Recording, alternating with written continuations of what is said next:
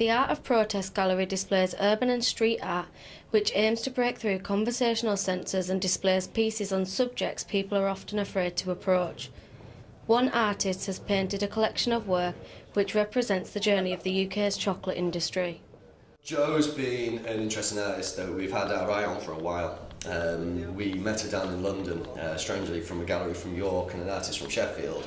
We sort of meet at this local gathering ground called Monica Art Fair, and what we did was we looked at both stylistically what Jo could bring to the table and also then what we were as a platform of a gallery.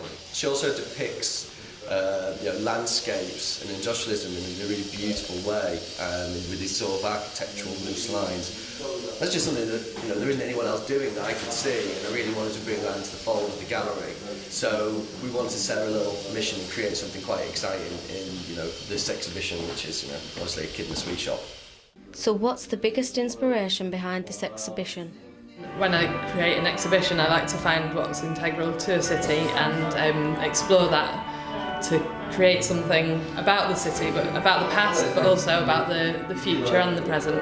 And so for me, there were really strong links to all of those things within the chocolate industry, because it's something that's changing so dramatically from pre- and post-industrialisation and the sort of capitalist story that runs alongside that.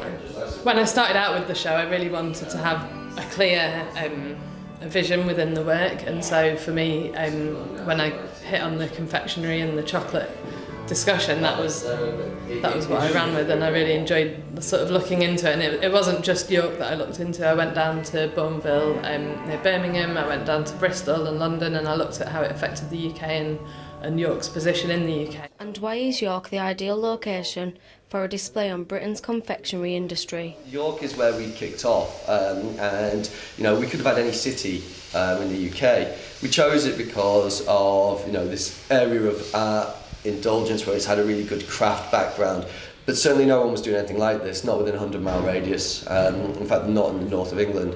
And York's so easily to get to, so we attract both an international client base and a local one. York's so well visited from all around the UK, and I think it still claims to be the second most visited city in the UK. But I think the impact mainly will be around the local area. Having dealt a lot with international art and artists, and bringing people in from quite far and wide, both clients, it's always been really interesting to see how that affects the local area. I think when you start to have that nostalgic element about it, it's not something which is overly done in urban artwork.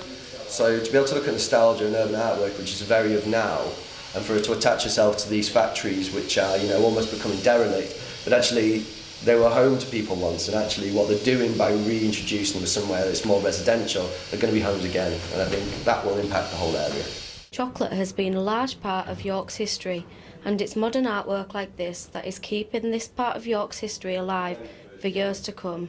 Emily Jones, That's TV.